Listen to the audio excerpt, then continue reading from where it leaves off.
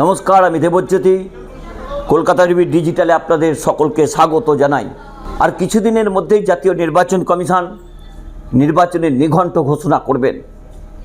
রাজ্য সরকারের কর্মচারীরা ডিএ নিয়ে যখন আন্দোলন করছেন, তখন রাজ্যের সরকারি কর্মচারীদের জন্য অ্যাডহক বোনাস ঘোষণা করল মমতা সরকার।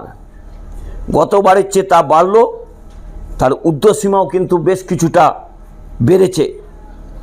রাজ্যের কয়েক লক্ষ সরকারি কর্মচারী, পঞ্চায়েত, পুরসভা এবং সরকারি সাহায্যপ্রাপ্ত শিক্ষা প্রতিষ্ঠানের কর্মীরা এই বোনাস পাবেন। শুক্রবার তা নিয়েই কিন্তু একটা বিজ্ঞপ্তি জারি করা হয়েছে।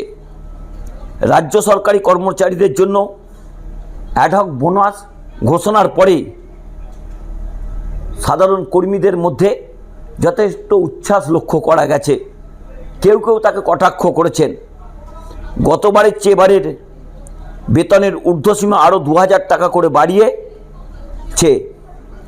সরকারি যেসব সরকারি কর্মচারীদের 46,000 টাকার ভিতরে মাইনে, তারা এই বোনাস চলতি অর্থবর্ষে পাবেন বলে বিজ্ঞপ্তিতে জানানো হয়েছে।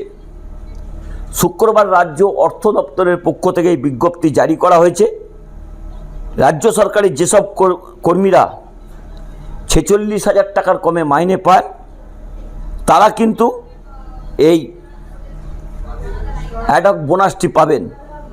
অত্যন্ত গুরুত্বপূর্ণ যে 31শে মার্চ 2026 অনুযায়ী যাদের সংশোধিত বেতন 46,000 টাকার বেশি নয়, তারা মাথা পিছু 7,400 টাকা বোনাস পাবেন।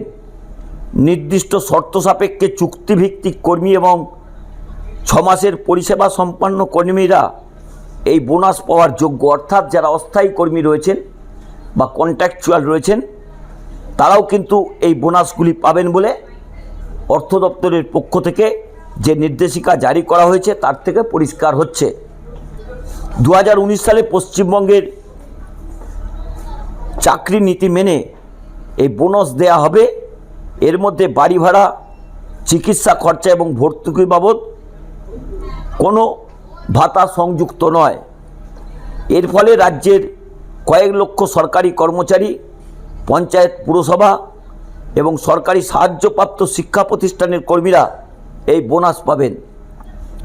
মুসলিম সম্প্রদায়ের সরকারি কর্মীরা ঈদের আগে এবং হিন্দু কর্মীরা দুর্গা পুজোর আগে এই বোনাস পেয়ে যাবেন। উল্লেখ্য, গত অর্থবর্ষে বোনাসের অঙ্ক ছিল 6,800 টাকা, যোগ্যতার সীমা ছিল 44,000 টাকা। অর্থাৎ চলতি অর্থবর্ষে 600 টাকা বোনাস বাড়ল এবং বেতন সীমা বেড়েছে 2,000 টাকা।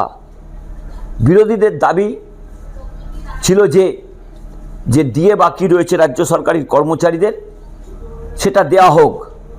তবে তা নিয়ে কোনো মন্তব্য কিন্তু অর্থ দপ্তরের পক্ষ থেকেও করা হয়নি। বিরোধীদের দাবি, এই সামনে যেহেতু বিধানসভা নির্বাচন আসছে, তাই এই বোনাস ঘোষণা করা হয়েছে রাজ্য সরকারের পক্ষ থেকে। কিন্তু রাজ্য সরকারের পক্ষ থেকে প্রতিবারই একটা বোনাস ঘোষণা করা হয়, তবে এবারের বোনাস কিন্তু বেশ কিছুটা বাড়ানো হয়েছে।